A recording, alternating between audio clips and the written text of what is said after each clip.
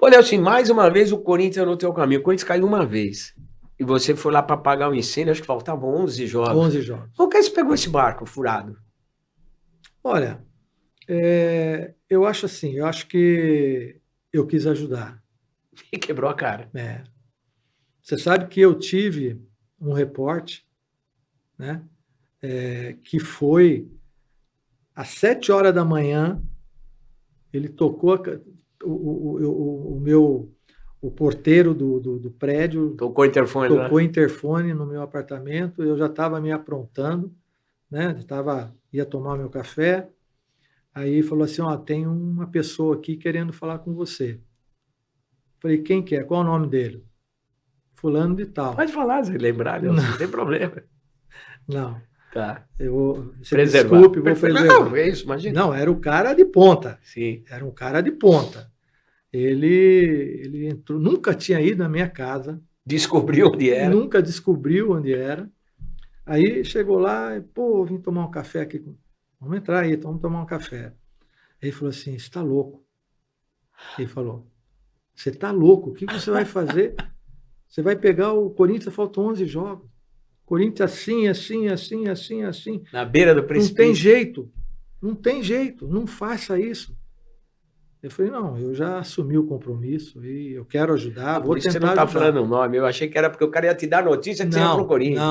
Não. Eu acertei, ele foi na manhã, a noite anterior eu tinha acertado para mim ir, que eu ia me apresentar na manhã seguinte. E aí ele falou, não faça isso. Pô, eu tenho respeito por você, não quero que aconteça isso. Olha como nossa relação era diferente. Era uma amizade. Era diferente, muito diferente. E aí, mas é por isso, o Fernandinho, que hoje eu vejo que foi um erro meu. Talvez eu querendo ajudar, né? E não te ajudaram. Exatamente.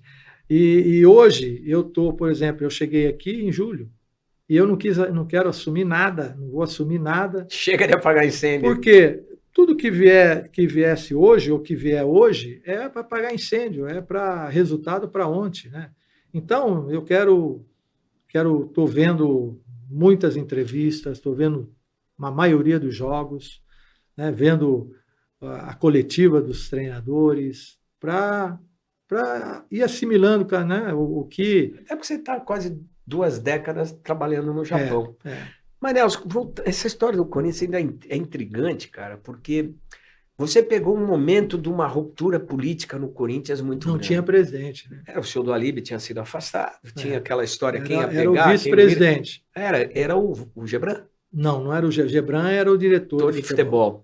Não me lembro quem era. Mas você pegou um barco aqui, parecia que... Não é que queriam que o Corinthians caísse, mas também parece que não estavam fazendo muita força para consolidar uma virada política. Precisava de um fato forte para consolidar uma mudança política, que o Corinthians sempre passou. Veio lá do Vadielu, depois passou para o seu Matheus, aí veio uma dinastia muito grande com o seu Alberto do Alibe, e o Corinthians tinha essas continuidades, o futebol dessa época tinha essas continuidades. Existia ali um movimento de ruptura muito grande, interesse de chegada de gente que não eram pessoas tão novas no clube, mas eram do convívio do clube. Mas e eu já vi você falando sobre isso em alguns momentos. Você se sentiu desamparado, largado, ou existia, vamos deixar o bicho pegar fogo de vez para a gente poder chegar na terra arrasada e tentar resolver algo? Essa é a impressão que eu tive e que tenho até hoje. Entendeu? Eu acho que, por exemplo, né, o pessoal da Gaviões, no segundo dia que eu estava trabalhando, eles pediram para conversar comigo. E aí eu atendi. Acho que tinha uns 5, 6 membros da Gaviões, né, com o seu presidente. Era na época, na época era o Metaleiro. Né? Dentinho anterior. Dentinho da tua época de 90. Ele veio e falou para mim assim, ó, nós respeitamos muito o senhor pelo que você já fez pelo Corinthians, mas nós vamos dar uma lista de 8 jogadores para o senhor que nós não vamos apoiar. Então, não adianta escalar. Eu falei, pô, mas espera um pouco. sem ver a lista, né? Eu falei, como é que você... Eu chego, você me tira 8 jogadores que eu não posso escalar porque vocês não vão apoiar? Eu falei, então já vou dizer para vocês aqui agora. Eu não sei quem são esses jogadores. Você não conheceu? Não, eu não eles depois dessa discussão, dessa conversa, eles também não me passaram. Aí, então eu também não quero saber, porque eu não vou aceitar essa determinação de vocês. Lógico. Falei, pô, não é um jogador. Vocês torcem o escalo. Não é um jogador, são 8 jogadores que vocês estão me pedindo. O elenco do Corinthians não é grande. Então, eu não posso deixar 8 jogadores de lado. Quer dizer, então, isso foi acontecendo. Por isso que eu acho que a coisa era para esse sentido mesmo que você falou. Mas e de onde vinha isso? É difícil. Quem estava do teu lado? O que falava para você? Quem estava do meu lado era o seu Gebran. Essa era a pessoa que estava sempre, foi uma pessoa que acompanhou a equipe. Antônio Gebran. Ia no ônibus com a gente, aparecia nas concentrações, né? Conversava, mas só isso. Quem mais tinha lá? Quem era do outro lado? Bom, depois o Andrés foi eleito presidente. Ainda antes do descenso. Antes do descenso. E aí? Acho que faltava o quê? Hoje é em novembro a eleição do Corinthians. Você acha que era em outubro, não era? Não, eu acho que era mais ou menos nessa época também. Outubro, final do ano. E aí não você tinha os jogos, alguns jogos para salvar ainda. Ele comparecia ao clube, tudo, mas assim, nada de novo. Nada de novo. Tudo ficou, né? Nós ficamos assim, meio sem bastidores. Mas vocês não conversavam? Conversavam, mas não tinha o que conversar. O que faltou? Você sabe que num momento desse, né, você tem que trabalhar nos bastidores também, né, Fernandinho? Não é só esperar o nosso time, o time do Corinthians na época, não era um time que tinha qualidade. Não era um time. Não era um time. Então, nós ainda conseguimos, né? Nós, por um ponto que nós... Foi empate com o Grêmio lá em Porto Alegre. Foi empate com o Grêmio. Estava no jogo. Se a gente tivesse... Um jogo marcante para mim, eu fiquei sem voz. Velho. Nós perdemos para o Vasco no Pacaembu de 1-0, um gol de orelha do Alan Patrick, né? E se a gente tivesse um ponto, né? Não caía. Não caía. Nós empatamos lá no Sul, né? Então, mas não tinha nada. Você acha que tinha interesse que o Corinthians caísse? Não sei, porque... Ou não tinha interesse que não caísse? Não. Às vezes é melhor você pegar as coisas, iniciar o trabalho arrasada. De baixo, né? Terra arrasada de baixo, né?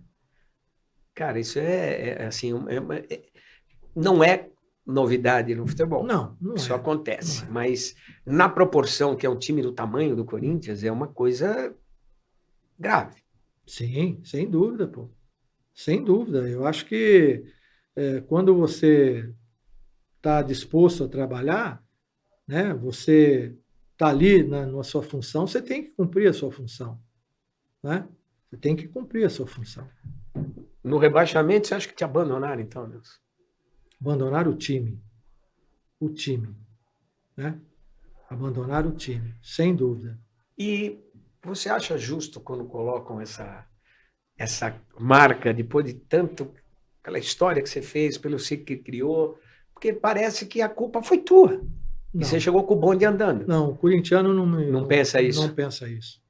Eu tenho isso aí, a melhor resposta é na rua. Da torcida. Da torcida, entendeu? Do corintiano. Entendeu? Talvez aquele torcedor mais fanático, né? Mas eu nunca fui na rua, alguém fala, pô, você derrubou o Corinthians, você... Nunca. A maioria das vezes, a maioria dos corintianos fala, pô, você não tinha culpa nenhuma naquilo que estava acontecendo. É a grande dor da tua carreira, a tua grande traição? Não levo para esse lado. Sabe por quê? Porque Deus me deu, né? Deus me deu a oportunidade de mostrar a minha competência. Sim. Logo em seguida, em 2008, eu fui campeão da Copa do Brasil em cima do Corinthians. Com o esporte. Com um time muito melhor, mas muito melhor do que eu tinha. Eu estava nessa final. Exatamente. Eu trabalhei lá em Recife. Exatamente. Uma loucura. Então, né? Olha como é. Não, então, como é que é essa volta que o mundo dá, cara? Né? Mostrou a minha competência. Mostrou a minha competência. Foi um grito, Nelson, de. Não, lógico que a conquista, mas é um grito de desforra. Eu queria ganhar como eu sempre quis ganhar um título. Mas pô, você está numa final, era diferente. Sabe? Era diferente. Mesmo porque os vestiários do visitante tinha camisas pretas escrito assim, eu já sabia. Quer dizer, eles já sabiam que ia ser campeão.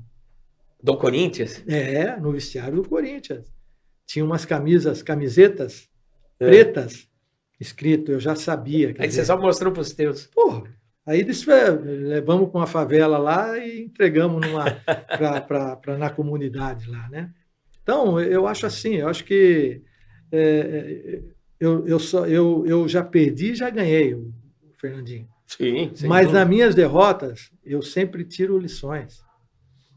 Entendeu? Eu sempre tiro lições, não adianta. Você tem que aprender, quando você cair, você tem que aprender a levantar. Mas você, Nelson, tem uma coisa que é impressionante. A tua trajetória, apesar desse episódio, cara, ela é sempre associada a uma coisa reta, tranquila, correta. Sim. Cara, eu nunca ouvi. Além desse teu desabafo aí, eu não ouvi nada, ao contrário, eu falei, pô, o Nelson... Não, o Nelson é o Nelson, cara. Isso aí é um negócio... Eu acho assim, eu acho que você, né? Meu pai sempre falava, né? O pai falava, filho, escolhe as pessoas que sentam na tua mesa. Porque é um exemplo, né? Quer dizer, eu sempre procuro, se você me der o respeito, você vai ter o meu respeito. Isso é básico, a gente aprende não é? em casa. Isso os nossos pais ensinam. Se você me der o seu respeito... Por isso que a relação no futebol hoje está tão ruim. Perdeu o respeito. Eu tenho uma relação, lógico que nem todos gostam de mim. Mas eu não tenho, assim, ninguém que possa falar, não, eu fiz, o Nelsinho fez isso, o Nelsinho fez aquilo, não. E quando eu fiz Acho pelo que esse trabalho. É o teu grande currículo, né? Pelo trabalho, eu fiz pelo trabalho, pela exigência do trabalho. Por vestir a camisa dos times, do São Paulo, do Palmeiras, do Corinthians, da Ponte Preta, da Portuguesa, né, do Santos, Juventão. Do Juventus, do Internacional, enfim, do Esporte.